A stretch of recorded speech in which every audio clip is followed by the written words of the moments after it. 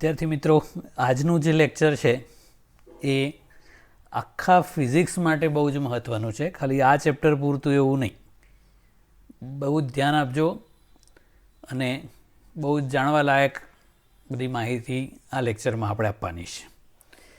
સૌથી પહેલાં થોડુંક મેથ્સ. રેખાનું સમીકરણ અને વાય વિરુદ્ધ એક્સનો આલેખ.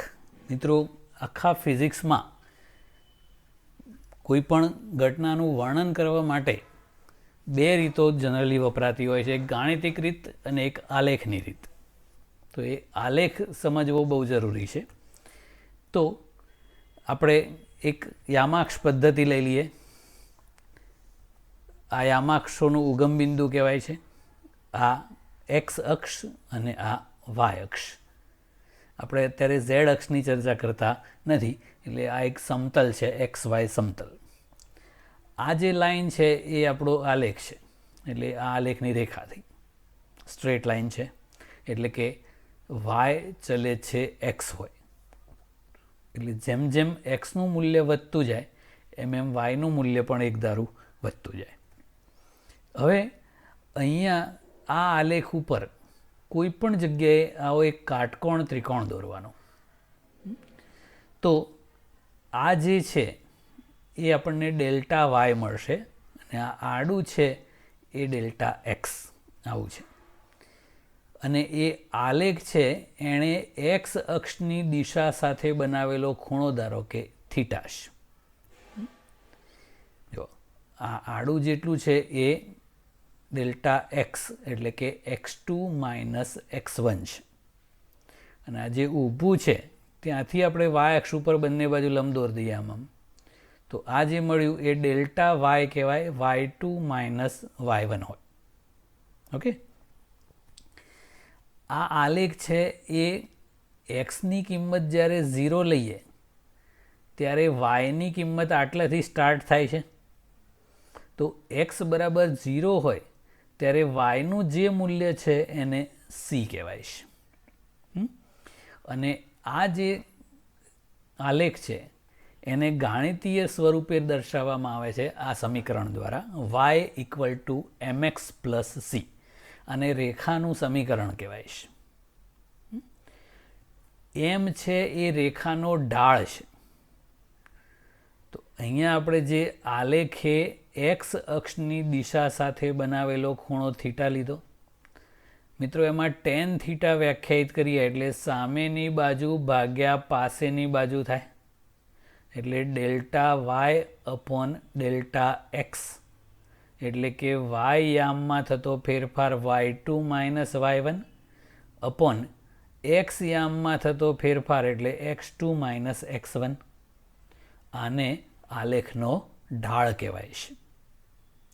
અને આ જે સી છે એ એક્સની કિંમત જ્યારે 0 હોય ત્યારે વાય યામનું મૂલ્ય આટલું મળ્યું સી. એને વાય અક્ષ પરનો આંતરછેદ અથવા અંતઃખંડ ઇન્ટરસેક્શન કહેવાય છે. ટૂંકમાં આલેખ જે બિંદુએથી સ્ટાર્ટ થતો હોય ત્યાં વાયનું મૂલ્ય. જો સી = 0 હોય તો આલેખ ઉગમ બિંદુથી સ્ટાર્ટ થાય. સીનું મૂલ્ય ધન હોય તો ધન વાય અક્ષ ઉપરથી આમ સ્ટાર્ટ થાય છે.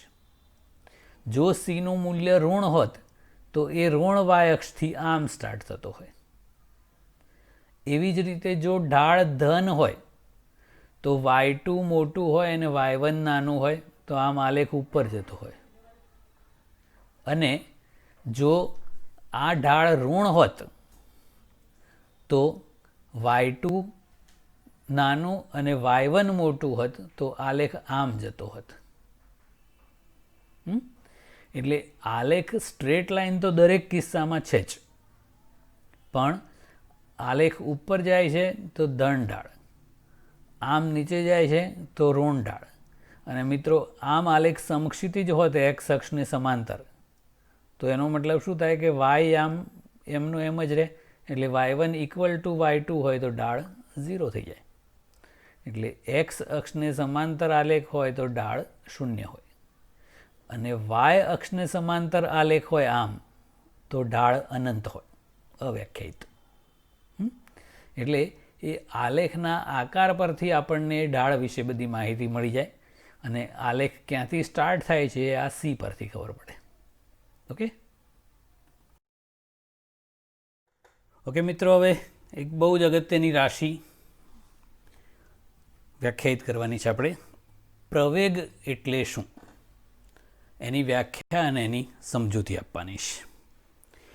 તો મિત્રો, જ્યારે અનિયમિત ગતિ હોય એટલે કે વેગનું મૂલ્ય અથવા દિશા અથવા બંને સતત બદલાતા રહેતા હોય ત્યારે પ્રવેગ વ્યાખ્યાયિત કરવામાં આવે છે. તો પ્રવેગની વ્યાખ્યા છે વેગમાં થતા ફેરફારના સમય દરને પ્રવેગ કહેવાય છે. વેગમાં થતા ફેરફારના સમય દરને પ્રવેગ કહેવાય છે, અથવા તો એકમ સમયમાં વેગમાં થતો ફેરફાર પણ કહી શકાય. તો આપણે એક ઉદાહરણ લઈએ. આપણે સુરેખ ગતિની જ વિચારવાનું છે. આમ છે, કોઈ T1 સમયે ધારો કે વેગ V1 છે અને T2 સમયે વેગ V2 છે. અહીંયા ખાલી વેગના મૂલ્યમાં ફેરફાર થયો, દિશામાં ફેરફાર થતો નથી. તો સમયગાળો કહેવાય T2 માઇનસ T1 એટલે ડેલ્ટા ટી કહી દઈએ. અને એ દરમિયાન વેગમાં થતો ફેરફાર એટલે અંતિમ માઇનસ પ્રારંભિક પ્રમાણે V2 માઇનસ V1 થાય, એને આપણે ડેલ્ટા V કહીએ. તો પ્રવેગની વ્યાખ્યા શું કરીએ આપણે? વેગમાં થતા ફેરફારના સમય દરને પ્રવેગ કહેવાય. એટલે કે વેગમાં થતો ફેરફાર ભાગ્યા સમયગાળો, વેગના ફેરફારનો સમય દર, અથવા આવું કહી શકાય એકમ સમયમાં વેગમાં થતો ફેરફાર એટલે સરેરાશ પ્રવેગ.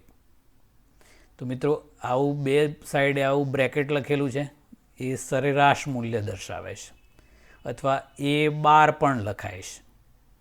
એ બે રીતો છે. આવું બ્રેકેટમાં લખો અથવા ઉપર બાર કરો, આમ એને સરેરાશ કહેવાય. તો સરેરાશ પ્રવેગ એટલે વેગનો ફેરફાર V2 માઇનસ V1 ભાગ્યા સમયગાળો T2 માઇનસ T1 એટલે delta V upon delta t. તો આ સરેરાશ પ્રવેગનું સૂત્ર થઈ ગયું. મિત્રો, પ્રવેગ સદિશ રાશિ છે, એટલે એની દિશા હોય તો એ વેગના ફેરફારની દિશા એ જ પ્રવેગની દિશા હોય છે. એકમ કરીએ તો વેગનો એકમ મીટર પર સેકન્ડ કરેલો, એના ભાગ્યા સેકન્ડ એટલે મીટર પર સેકન્ડ સ્ક્વેર, એ અપોન સેકન્ડ સ્ક્વેર ઉપર લઈ જાઓ એટલે આ metre into second raise to minus 2, એનો પ્રવેગનો એકમ થઈ ગયો.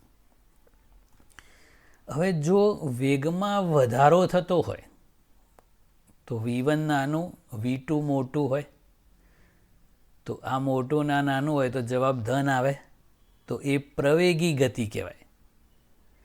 પણ જો વેગનું મૂલ્ય ઘટતું હોત એટલે આ મોટું હોત ને આ નાનું હોત, તો નાનું માઇનસ મોટું કરો તો માઇનસમાં જવાબ આવે. તો વેગનું મૂલ્ય જો ઘટતું હોય તો માઇનસ પ્રવેગ આવે, એને પ્રતિપ્રવેગ કહેવામાં આવે છે.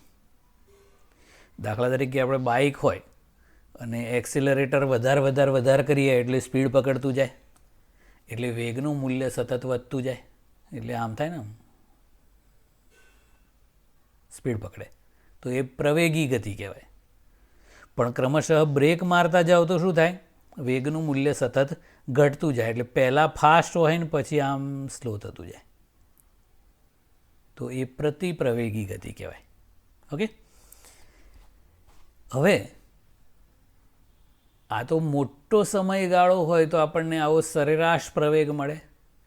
તો વચગાળાની સ્થિતિમાં પ્રવેગ એટલે કે વેગમાં કેવો ફેરફાર થાય એ આનાથી જાણી શકાય નહીં. આ તો પ્રારંભિક અને અંતિમ મૂલ્યો પરથી ગણેલું છે, એટલે વચ્ચે કેવો વેગનો ફેરફાર થયો એ જાણી શકાતું નથી. તો એના માટે તત્કાલીન પ્રવેગ કરવામાં આવે છે. તો આ જે સમીકરણ આપણે કર્યું એમાં limit delta t tends to 0 લેવાનું. આનો મિનિંગ શું થાય કે સમયગાળો ડેલ્ટા ટી બહુ જ સૂક્ષ્મ લેવાનો. ડેલ્ટા ટી ટેન્સ ટુ 0 એટલે ડેલ્ટા ટીનું મૂલ્ય શૂન્યની અત્યંત નજીક હોય, શૂન્ય ના હોય, આ શૂન્ય કરી દો તો અવ્યાખ્યાયિત થઈ જાય. એટલે સમયગાળો બહુ જ સૂક્ષ્મ લો તો વેગનો ફેરફાર પણ બહુ જ સૂક્ષ્મ થાય. તો આપણને જે પ્રવેગ મળે એ જે તે સમયનો એટલે ટી ક્ષણનો તત્કાલીન પ્રવેગ મળે છે. તો એ લિમિટ સાથે આવું લખાય. હવે આ જે સરેરાશ પ્રવેગને આવું બ્રેકેટમાં લખતા હતા એવું તત્કાલીન પ્રવેગને ખાલી એ લખવાનું. તો હવે a equal to limit delta t tends to 0 delta v upon delta t. તો આનો અર્થ શું થયો? વેગનો બહુ જ સૂક્ષ્મ ફેરફાર ડીવી ભાગ્યા સમયગાળો અત્યંત સૂક્ષ્મ ડીટી, ડીવી બાય ડીટી. તો આ રીતે તત્કાલીન પ્રવેગ મળે. ગણિતની ભાષામાં આને કહેવું હોય તો વેગનું સમયની સાપેક્ષે વિકલન ફળ કહેવાય. પણ આપણે આગળ કરેલું કે વેગ છે એ સ્થાનાંતરનું સમય સાપેક્ષે વિકલન ફળ છે. એવી જ રીતે આ પ્રવેગ છે એ વેગનું સમયની સાપેક્ષે વિકલન ફળ કહેવાય. તો મિત્રો આ વીની કિંમત અહીંયા મૂકી દઈએ તો શું થાય જોઈએ. ઓકે મિત્રો, પ્રવેગને અલગ રીતે લખવું હોય તો આ રીતે પણ લખી શકાય. આપણે કર્યું કે a equal to dv upon dt, વેગનું સમય સાપેક્ષે વિકલન ફળ. પણ વેગ એટલે તો ડીએક્સ બાય ડીટી, સ્થાનાંતરનું સમય સાપેક્ષે વિકલન. તો ડીવી બાય ડીટીમાં વીની કિંમત મૂકીએ એટલે D by D T of D X by D T મળે. તો સ્થાનાંતરનું સમયની સાપેક્ષે વિકલન કરો એટલે વેગ મળે, અને એનું ફરીથી સમયની સાપેક્ષે વિકલન કરો એટલે પ્રવેગ મળે. એટલે પ્રવેગ છે એ સ્થાનાંતરનું સમયની સાપેક્ષે 2 વાર વિકલન છે. વેગનું સમયની સાપેક્ષે 1 વાર વિકલન અને સ્થાનાંતરનું સમયની સાપેક્ષે 2 વાર વિકલન. એને ટૂંકમાં આ રીતે લખાય છે a equal to d2 x upon dt2. Square નથી એકચ્યુઅલી, એ ફોર્મલી બધા એવું d² x બાય dt² વાંચતા હોઈએ છે, પણ એકચ્યુઅલી એ d2x અપોન dt2 છે. એ શું સૂચવે છે? તો એ પ્રવેગ છે એ સ્થાન xનું સમય ટીની સાપેક્ષે 2 વાર વિકલન સૂચવે છે. આના પરથી કહીએ તો પ્રવેગ એ વેગનું સમયની સાપેક્ષે 1 વાર વિકલન છે. એટલે વેગનું સમય સાપેક્ષે 1 વાર અને સ્થાનાંતરનું સમયની સાપેક્ષે 2 વાર વિકલન કરો એટલે પ્રવેગ મળે. ઓકે, હવે પ્રવેગ ધન, ઋણ અથવા શૂન્ય હોઈ શકે. જો મિત્રો વેગમાં વધારો થતો રહેતો હોય તો પ્રવેગ ધન કહેવાય, પ્રવેગી ગતિ. વેગના મૂલ્યમાં ઘટાડો થતો હોય તો માઇનસમાં પ્રવેગ આવે, પ્રતિપ્રવેગી ગતિ. વેગમાં ફેરફાર જ ના થતો હોય, નિયમિત વેગવાળી ગતિ અથવા નિયમિત ગતિ હોય તો પ્રારંભિક વેગ અને અંતિમ વેગ સરખો જ હોય. તો વેગનો ફેરફાર 0 એટલે પ્રવેગ 0. આવું છે. જો પ્રવેગ ડીવી બાય ડીટી એટલે પ્રવેગ ધન હોય તો કણના પ્રવેગની દિશા એ વેગની એકચ્યુઅલી વેગના ફેરફારની દિશામાં હોય, અને ડીવી બાય ડીટી ઋણ હોય તો એ પ્રવેગની દિશા વેગના ફેરફારની વિરુદ્ધ દિશામાં હોય. ઓકે, ચલો, વેગ અને પ્રવેગ બંને ધન અથવા બંને ઋણ હોય તો કણની ઝડપ વધતી જાય. તો એવી ગતિને કહેવાય પ્રવેગી ગતિ. વેગ અને પ્રવેગ બંને ધન અથવા બંને ઋણ તો પ્રવેગી ગતિ. અને પ્રવેગની દિશા વેગની દિશામાં જ હોય, એટલે આમ જ જતું હોય ને આમ સ્પીડ પકડતું જાય, તો વેગની દિશા અને પ્રવેગની દિશા એક જ કહેવાય. પણ જો વેગ અને પ્રવેગ વિરુદ્ધ સંજ્ઞાના હોય, એટલે કે વેગ ધારો કે ધન હોય ને પ્રવેગ ઋણ હોય તો ઝડપમાં ઘટાડો થાય. કણ નહીં, કણ જ છે. તો આ કિસ્સામાં કણ પ્રતિ પ્રવેગી ગતિ કરે છે એવું કહેવાય. મિસ્ટેક છે, અહીંયા શું હોવું જોઈએ? પ્રવેગી. અહીંયા લખવાનું રહી ગયું છે પ્રવેગી ગતિ કહેવાય. ના મજા આવી.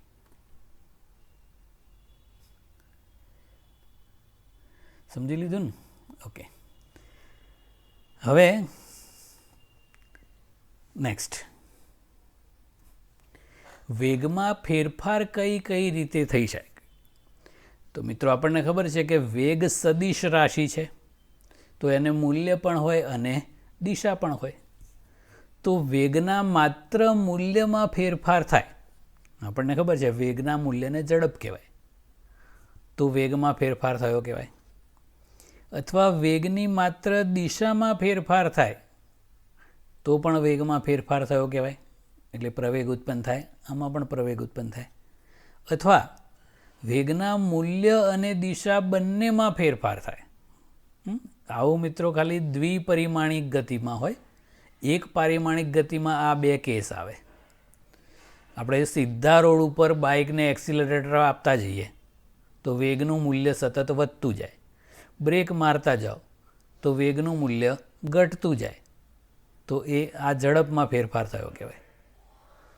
પછી વર્તુળ ગતિ કરતા હોય, એ આના પછીના ચેપ્ટરમાં આવશે, એ દ્વિપારિમાણિક ગતિ છે. તો એમાં માત્ર વેગની દિશામાં ફેરફાર થાય છે. અને ફાસ્ટ કરો, સ્લો કરો અને વળ્યા રાખો તો બંનેમાં ફેરફાર થાય. તો આ ત્રણ રીતે વેગમાં ફેરફાર થાય, અને વેગમાં ફેરફાર થાય એવી ગતિને પ્રવેગી ગતિ કહેવાય. ઓકે. હવે બીજો એક નાનકડો ક્વેશ્ચન જોઈએ પ્રવેગ વિશેનો જ. પ્રવેગ ધન, ઋણ અને શૂન્ય હોય તો એ માટે એક્સ વિરુદ્ધ સમય ટીના આલેખો દોરો. વેગનું મૂલ્ય વધતું જતું હોય તો પ્રવેગ ધન, વેગનું મૂલ્ય ઘટતું જતું હોય તો પ્રવેગ ઋણ, અને વેગમાં ફેરફાર ના થતો હોય એટલે પદાર્થ અચળ વેગી ગતિ કરતો હોય, નિયમિત ગતિ, તો પ્રવેગ શૂન્ય. તો પ્રવેગી ગતિ જો નિયમિત હોય એટલે વેગમાં એક ધારો ફેરફાર થતો હોય તો સરેરાશ પ્રવેગનું મૂલ્ય છે એ સ્થાનાંતરના ગાળા માટે, એટલે નાના સૂક્ષ્મ સ્થાનાંતરના ગાળા માટે મેળવેલા પ્રવેગનું મૂલ્ય જેટલું જ હોય. આનો મતલબ શું થાય કે તત્કાલીન પ્રવેગ અને સરેરાશ પ્રવેગ સરખા જ હોય. એટલે A = ΔV/ΔT કરો એ સરેરાશ પ્રવેગ, અને A = dV/dt કરો એટલે તત્કાલીન પ્રવેગ. તો નિયમિત પ્રવેગી ગતિ માટે એ બંનેના મૂલ્યો સરખા હોય છે. ઓકે. હવે ધારો કે t = 0 સમયનો વેગ v0 છે, અને પ્રારંભિક વેગ કહેવાય છે. અને t = t સમયનો વેગ ધારો કે v છે, એને અંતિમ વેગ કહેવાય છે. તો આપણે જે સરેરાશ પ્રવેગની વ્યાખ્યા કરી, આપણે પેલું બ્રેકેટમાં લખતા હતા ને આમ, અથવા એ બાર પણ લખાય છે. તો વેગનો ફેરફાર ΔV એટલે અંતિમ માઇનસ પ્રારંભિક કરવાનું, એટલે v - v0 ભાગ્યા ΔT એટલે અંતિમ સમય માઇનસ પ્રારંભિક સમય, તો t - 0 એટલે t. તો આ રીતે સરેરાશ પ્રવેગ મળે. તો મિત્રો આ અંતિમ વેગ મોટો હોય ને પ્રારંભિક વેગ નાનો હોય તો જવાબ ધન આવે. જો અંતિમ વેગ નાનો અને પ્રારંભિક વેગ મોટો હોય એટલે પદાર્થ સ્લો થતો હોય તો પ્રતિપ્રવેગ કહેવાય, તો ઋણ આવે. અને આ બે સરખા હોય એટલે અચળ વેગી ગતિ હોય તો આ જવાબ 0 થઈ જાય. તો એના આલેખો જોઈએ. તો જો x વિરુદ્ધ ટીનો આલેખ વક્ર તો હોય જ, વક્ર હોય એટલે જ પ્રવેગી હોય, અને આમ ઉપર જતો હોય તો સમજી લેવાનું કે x ઝડપથી વધે છે, અને એનો અર્થ કે એ પ્રવેગી ગતિ છે. એટલે એ x વિરુદ્ધ ટીનો આલેખ વક્ર અને ઉપર જતો હોય તો પ્રવેગ ધન. x વિરુદ્ધ ટીનો આલેખ વક્ર પણ નીચે જતો હોય આમ તો પ્રવેગ ઋણ હોય. અને આમ સ્ટ્રેટ લાઇનનો મતલબ શું થાય? અચળ વેગી ગતિ છે, અને અચળ વેગી ગતિ હોય તો પ્રવેગ 0 હોય. આ બંને સરખા સરખા હોય.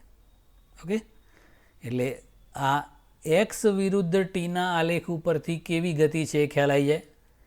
વક્ર હોય તો પ્રવેગી, એ વક્ર ઉપર જતો હોય તો ધન પ્રવેગ, વક્ર નીચે જતો હોય તો ઋણ પ્રવેગ, અને સ્ટ્રેટ લાઇન હોય તો 0 પ્રવેગ.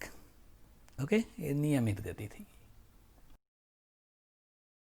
મિત્રો, હવે જેવી રીતે આપણે એક્સ વિરુદ્ધ ટીના આલેખો કરેલા એવું હવે નિયમિત પ્રવેગી ગતિ માટે વી વિરુદ્ધ ટીના આલેખો દોરીને સમજાવવાના છે.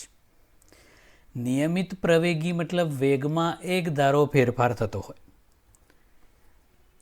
તો આ વી વિરુદ્ધ ટીનો આલેખ છે.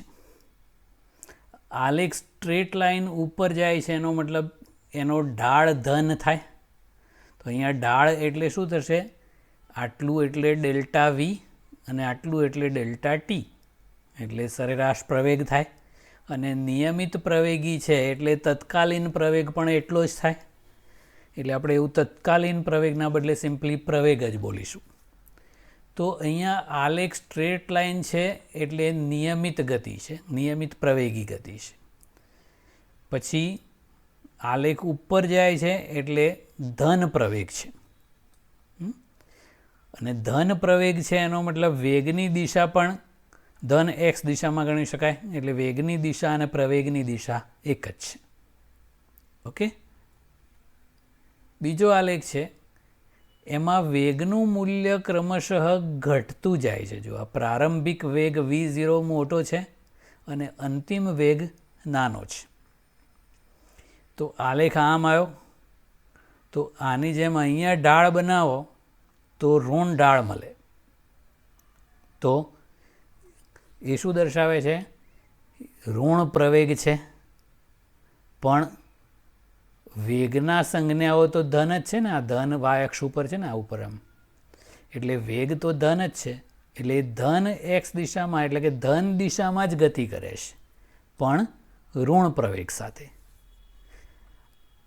આમાં ઉદાહરણ લઈએ તો સ્ટ્રેટ રોડ ઉપર આપણે એક્સેલરેટર આપતા જઈએ, એમ સ્પીડ પકડતું જાય તો આવો આલેખ આવે. અને એ જ દિશામાં જતા હો પણ બ્રેક મારતા જાઓ તો કંઈ પાછા તો ના પડી જવાય ને. એમાં વેગનું ખાલી મૂલ્ય ઓછું થતું જાય, પણ ગતિ તો આગળ આગળ જ થવાની ને. તો આલેખ આવો આવે. એમાં પ્રવેગ ઋણ આવે અને દિશા ધન. ઓકે, હવે અહીંયા જો આ આલેખ આમ નીચે જાય છે, આ નીચે જાય છે, તો પ્રવેગ ઋણ થયો. પણ મિત્રો અહીંયા જો વેગની સંજ્ઞા પણ ઋણ છે. તો વેગ પણ ઋણ છે અને પ્રવેગ પણ ઋણ છે. બંને ઋણ ઋણ છે. એટલે કે એ ઋણ એક્સ દિશામાં જતો હોય અને સ્પીડ પકડે છે. એટલે એની ઝડપ ક્રમશઃ વધતી જાય. એટલે આપણે ગેર પાછા આવતા જઈએ અને એક્સિલરેટર આપતા જઈએ, આ એવું છે. એટલે સ્પીડ પકડીએ છીએ અને ઘર તરફ આવીએ છીએ. એટલે પ્રવેગી ગતિ કરી પણ ઋણ પ્રવેગી છે અને વેગની દિશા પણ ઋણ છે. હવે આમાં બધું મિક્સ છે. 0 થી t1 સમય સુધી વેગની સંજ્ઞા ધન છે. t1 સમયે વેગ 0 થઈ ગયો. વેગ 0 થઈ ગયો મતલબ પદાર્થ સ્થિર થઈ ગયો. અને પછી વેગની સંજ્ઞા માઇનસ થઈ ગઈ. એટલે વેગની સંજ્ઞા માઇનસ થઈ ગઈ મતલબ ગતિની દિશા ઉલટાઈ ગઈ. પણ આલેખ તો આમ જ છે. એટલે પ્રવેગ હંમેશા ઋણનો ઋણ જ છે. તો એ આવું છે. જો કે ધારો કે કોઈ સપાટીથી આપણે બોલને ઉપર ઉછાળીએ, તો આ બોલ છે, ઉપર જતો હોય તો એ ગતિ થઈ એ આ રીતે થઈ. પછી છેક ટોચ ઉપર જાય એટલે ક્ષણભર માટે સ્થિર થઈ ગયો. પછી ત્યાંથી નીચે આવે એમ સ્પીડ પકડતો જાય એટલે એનો વેગ વધતો જાય, પણ વિરુદ્ધ દિશામાં. એટલે આવું થયું. પણ બંને વખતે પ્રવેગ તો આમ જ હોય. કારણ કે પહેલી વખતે આ ઉપર જતો હતો પણ ધીમો પડતો હતો એટલે પ્રતિપ્રવેગ હતો, અને પછી પાછા આવતી વખત તો આમ સ્પીડ પકડે છે એટલે પ્રવેગ આમ જ છે. એટલે બંને કેસમાં પ્રવેગ આમ અધો દિશામાં જ છે, એટલે પ્રવેગ ઋણનો ઋણ જ રહેશે. પણ વેગ શરૂઆતમાં ધન અને પછી ઋણ છે. એટલે આ પદાર્થ ઉપર જાય, ક્ષણભર માટે સ્થિર થાય, પછી પાછો સ્પીડ પકડીને પાછો આવે તો આવો આલેખ આવે છે. એટલે આ કે પદાર્થ ધન દિશામાં t1 સમય સુધી ગતિ કરે એટલે ઉપર જાય છે, પછી એટલા જ ઋણ પ્રવેગ સાથે પાછો ફરે છે અને છેક ટોચ ઉપર જાય એ t1 સમય ક્ષણભર માટે સ્થિર થાય.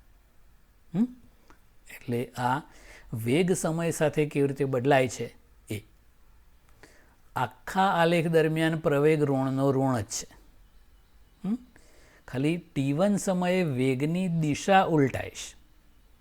પહેલાં આમ વેગ હતો, પછી આમ થઈ જાય છે, પણ પ્રવેગ તો ઋણનો ઋણ જ છે. ઓકે, તો 0 થી t1 સમય વચ્ચે ધન દિશામાં ગતિ કરે એટલે ઉપર જાય, t1 થી t2 વચ્ચે ઋણ દિશામાં ગતિ કરે એટલે પાછો આવે. એટલે આ આખા આલેખની સમજૂતી છે. હવે મિત્રો અહીંયા આપણે કર્યું કે v વિરુદ્ધ tનો આલેખ છે એનો ઢાળ બનાવીએ તો delta v upon delta t એટલે પ્રવેગ મળે. તો ઢાળ કરવાથી પ્રવેગ મળ્યો. અહીંયા ઢાળનો મતલબ ગુણોત્તર કરવાનો, delta v upon delta t. એક બીજી રાશિ પણ મળે છે, પદાર્થનું સ્થાનાંતર અથવા એણે કાપેલું અંતર v વિરુદ્ધ t આલેખ ઉપરથી. કેવી રીતે મળે એ કરીએ. પણ v વિરુદ્ધ tના આલેખ ઉપરથી બે માહિતી મળે. જો આલેખનો ઢાળ કરીએ તો શું મળે? પ્રવેગ. અને અંતર અથવા સ્થાનાંતર શોધવું હોય તો ક્ષેત્રફળથી મળે છે. કેવી રીતે મળે એની વાત કરીએ આપણે. તો આપણે કીધું કે v વિરુદ્ધ t આલેખ ઉપરથી શું મળે? તો ઢાળ કરવાથી પ્રવેગ મળે. તો આ ધારો કે v વિરુદ્ધ tનો આવો એક આલેખ છે. અહીંયા વેગનું મૂલ્ય u લખ્યું છે, uનું u જ રહેશે, મતલબ કે એ અચળ વેગી ગતિ છે, તો પ્રવેગ 0 હોય, તો ઢાળે 0 હોય.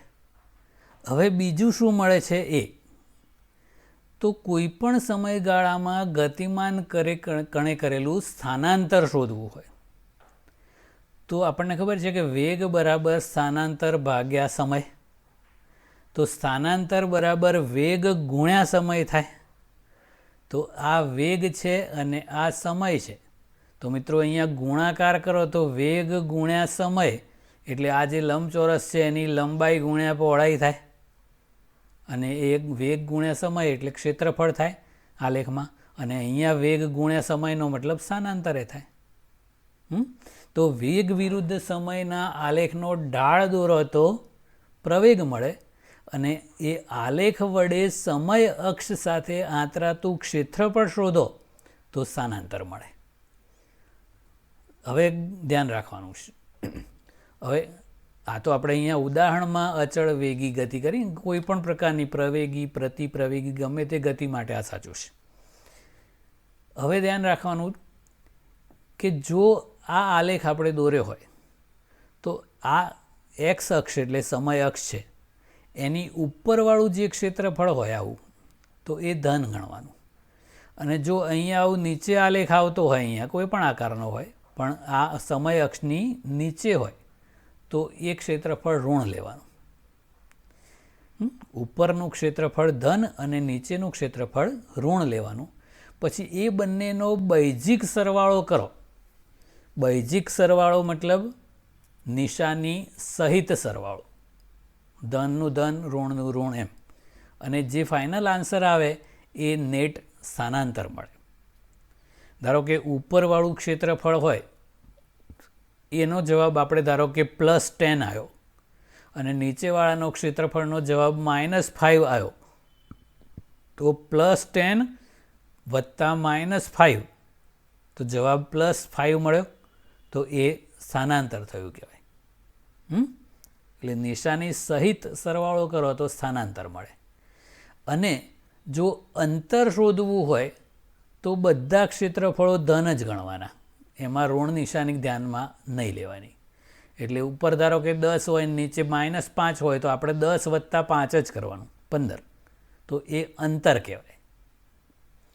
સ્થાનાંતર શોધવું હોય તો નિશાની સહિત સરવાળો કરવાનો, એટલે ક્ષેત્રફળોનો બૈજિક સરવાળો લેવાનો. અને અંતર શોધવું હોય તો બધા ક્ષેત્રફળો ધન લઈને સરવાળો કરવાનો, એટલે અંતર મળે. ટૂંકમાં વેગ વિરુદ્ધ સમય આલેખ ઉપરથી 2 માહિતી મળે. ઢાળ શોધવાથી પ્રવેગ મળે અને સમય અક્ષ સાથે આલેખે આંતરેલું ક્ષેત્રફળ શોધો તો બૈજિક સરવાળો કરો તો સ્થાનાંતર અને સાદો સરવાળો કરો તો અંતર મળે. ઓકે, એટલે આ વસ્તુ ધ્યાનમાં રાખવાની છે. અને હવે આ ચેપ્ટરનો સૌથી મહત્ત્વનો ક્વેશ્ચન છે. 3 માર્ક્સ અથવા 5 માર્ક્સમાં પૂછાય કે ના પૂછાય લખી જ દેવાનું, એટલું બધું ઇમ્પોર્ટન્ટ, મતલબ પૂછાય જ. એટલે સપ્લિમેન્ટરી હાથમાં આવી પછી પ્રશ્નપત્ર ના આપ્યું હોય ને તોય આ ક્વેશ્ચન લખી નાખો ને તો એ પૂછાશે જ ગેરંટી. આ એટલો બધો અગત્યનો ક્વેશ્ચન છે. અને એ જે ગતિના સમીકરણો આપણે તારવવાના છે એનો ઉપયોગ આખા ફિઝિક્સમાં ઠેર ઠેર થશે. ભાગ્યે જ એવું કોઈ ચેપ્ટર આવશે જેમાં આ સમીકરણો ના વપરાતા હોય, 12માં પણ.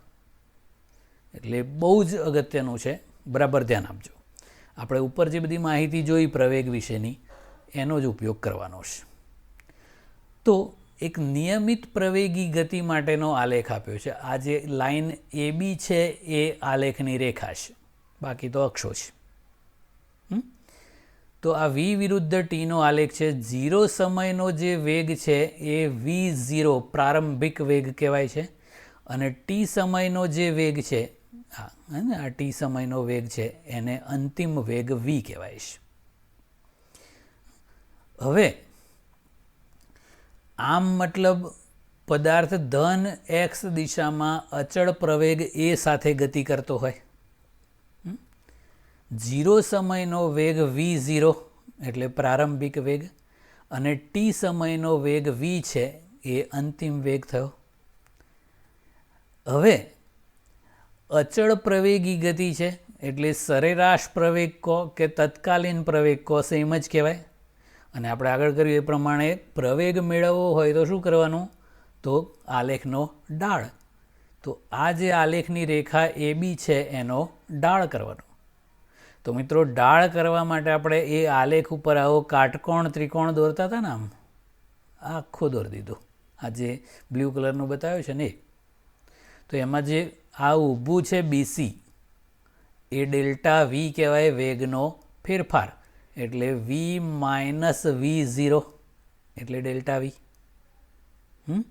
ભાગ્યા આ એટલે T - T0, પણ આપણા કેસમાં અંતિમ સમય T છે અને પ્રારંભિક સમય 0 છે.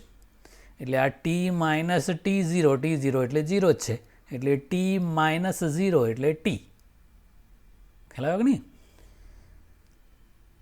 ઢાળ દોરવો છે આપણે તો આ અહીંયા આટલો ખૂણો ધારો કે થીટા હોય તો tan થીટા કર્યું, સામેની બાજુ ભાગ્યા પાસેની બાજુ. સામેની બાજુ આ એટલે V - V0 અને આ પાસેની બાજુ એટલે T - 0 એટલે T. ઓકે, હવે એ Tને સામે લઈ લો તો આવું લખાય AT બરાબર V - V0.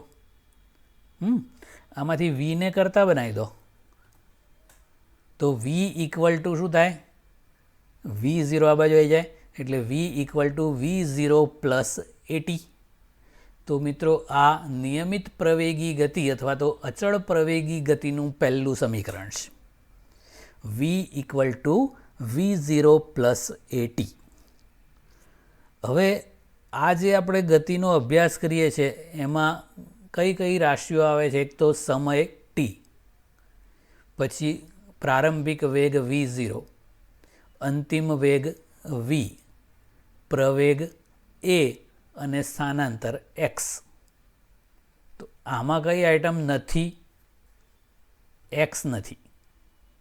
તો મિત્રો દાખલાઓ કરતી વખતે આ ટ્રીક બહુ જ મહત્ત્વની છે. આપણને રકમમાં ક્યાંય સ્થાનાંતર આપેલું જ ના હોય તો કોઈ પણ કશું વિચાર્યા વગર આ સૂત્ર વાપરી દેવાનું. આ એટલી સિમ્પલ ટ્રીક છે. આવા 3 સૂત્રો આપણે કરીએ છીએ વારાફરતી. તો આ અચળ પ્રવેગી ગતિનું પહેલું સમીકરણ આપણને મળી ગયું. હવે બીજું અને ત્રીજું સમીકરણ કેવી રીતે મેળવાય છે એની વાત. આપણે વેગ વિરુદ્ધ સમય આલેખ ઉપરથી પ્રવેગ મેળવી દીધો ઢાળ કરીને. હવે સ્થાનાંતર શોધવું છે. તો ટી સમયમાં કણે કરેલું સ્થાનાંતર એટલે v વિરુદ્ધ ટી આલેખ વડે આંતરાતું અથવા ઘેરાતું ક્ષેત્રફળ થાય. તો આ આલેખ AB લાઈન છે, એણે સમય અક્ષ સાથે આંતરેલું ક્ષેત્રફળ એટલે આખું થાય ને, નામ આપીએ તો O A B C D O. તો એ 2 ભાગનું બનેલું છે. એક આ લંબચોરસ અને એની ઉપર એક ત્રિકોણ. તો મિત્રો એ લંબચોરસ એટલે આ OACD અને ઉપર ત્રિકોણ એટલે આ ત્રિકોણ ACB જે કહેવાય. તો આ લંબચોરસનું ક્ષેત્રફળ એટલે લંબાઈ ગુણ્યા પહોળાઈ. તો મિત્રો લંબાઈ કેટલી છે? V0 અને પહોળાઈ T. તો આ લંબચોરસનું ક્ષેત્રફળ કેટલું થયું? V0 into T. અને ત્રિકોણનું ક્ષેત્રફળ કરીએ તો 1/2 પાયો ગુણ્યા વેધ. તો 1/2 પછી પાયો લઈએ આ BC અને આટલું એટલે V minus V0. અને વેધ કેટલો થાય? તો આટલો, આ AC એટલે T. જોઈએ તો આ લંબચોરસનું ક્ષેત્રફળ કેટલું થયું? લંબાઈ ગુણ્યા પહોળાઈ V0 into T એટલું છે. અને ત્રિકોણનું ક્ષેત્રફળ કેટલું થયું? તો 1/2 પાયો ગુણ્યા વેધ એટલે આ 1/2 પાયો એટલે V minus V0 અને ગુણ્યા વેધ એટલે T થઈ ગયું. હવે આપણે સમીકરણ 1 કરેલું એના પરથી V minus V0 બરાબર AT છે. તો આ મિત્રો V minus V0ની જગ્યાએ AT મૂકી દો. તો આ હાફ AT into T એટલે હાફ AT² થઈ જાય. તો મિત્રો આ જે મળ્યું એ સ્થાનાંતરનું સમીકરણ થઈ ગયું. x બરાબર V0t પ્લસ હાફ AT². તો આ અચળ પ્રવેગી ગતિનું બીજું સમીકરણ થયું. પેલામાં જેમ કર્યું આમાં કઈ આઇટમ નથી? તો સ્થાનાંતર છે, પ્રારંભિક વેગ છે, સમય છે, પ્રવેગ છે, અંતિમ વેગ નથી. એટલે આપણને દાખલામાં ક્યાંય અંતિમ વેગ ના આપ્યો હોય ત્યારે આ સૂત્ર વપરાય. હવે ત્રીજું સમીકરણ મેળવવા માટે પહેલાં આપણે એક વચગાળાનું સમીકરણ મેળવવાનું છે. તો આપણને ખબર છે કે સરેરાશ વેગ એટલે સ્થાનાંતર ભાગ્યા સમય. માટે સ્થાનાંતર બરાબર સરેરાશ વેગ ગુણ્યા સમય થાય. અને મિત્રો સરેરાશ વેગ એટલે 2 વેગોનો સરવાળો ભાગ્યા 2. અહીંયા 2 જ વેગ છે ને, V0 અને V. તો એ 2 વેગોનો સરવાળો ભાગ્યા 2 એટલે સરેરાશ વેગ એના ગુણ્યા સમય એટલે સ્થાનાંતર થઈ ગયું. ઓકે. હવે અહીંયા આપણે ટીની કિંમત આમાંથી મૂકવાની છે. શું થાય? V minus V0 upon A. સમીકરણ 1 પરથી ટીની કિંમત આપણે મૂકીએ. આ એક વચગાળાનું સમીકરણ છે, પ્રવેગ વગરનું. જો આમાં એ નથી, આ પણ વપરાય છે દાખલાઓમાં. હવે આમાં ટીની કિંમત આપણે સમીકરણ 1 એટલે કે આના પરથી મૂકો તો શું થશે? V minus V0 upon A થાય. એ અહીંયા મૂકી દીધી. તો સૂત્ર શું થયું? x equal to V plus V0/2 એમનું એમ જ. અને ટીની કિંમત મૂકી V minus V0 upon A. તો મિત્રો આ a plus b into a minus b જેવું થઈ ગયું. એટલે આ v plus v0 into v minus v0 એટલે v² minus v0 square upon 2a. યાદ છે ને એવું? અને આ 2a ને આ બાજુ લઈ જાઓ તો 2ax equal to v² minus v0 square. મિત્રો આ અચળ પ્રવેગી ગતિનું ફાઇનલ સમીકરણ.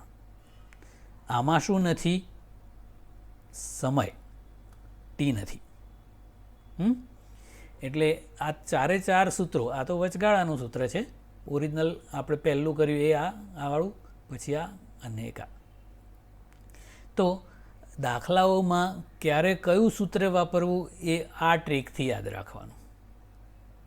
કઈ રાશિ આપેલી નથી એના પરથી સૂત્ર નક્કી થઈ જાય છે. હવે બીજી એક વસ્તુ, આપણે અહીંયા સ્થાનાંતર લીધું એ અંતિમ સ્થાનાંતર જ છે. તો અહીંયા આપણે પ્રારંભિક સ્થાનાંતર 0 ધારી લીધેલું છે. એટલે કે એવું ઉગમ બિંદુથી જ શરૂઆત કરે છે એવું. પણ હંમેશા એવું હોય નહીં.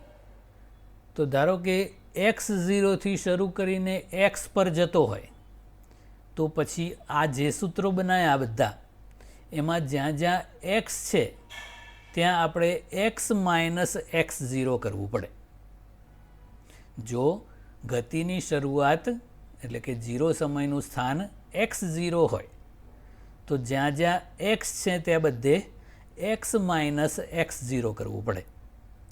તો અહીંયા એક્સની જગ્યાએ એક્સ માઇનસ x0 કરીએ અને પછી x0ને સામે લઈ લઈએ. અહીંયા પણ એવું કરાય, અહીંયા પણ એવું કરી શકાય.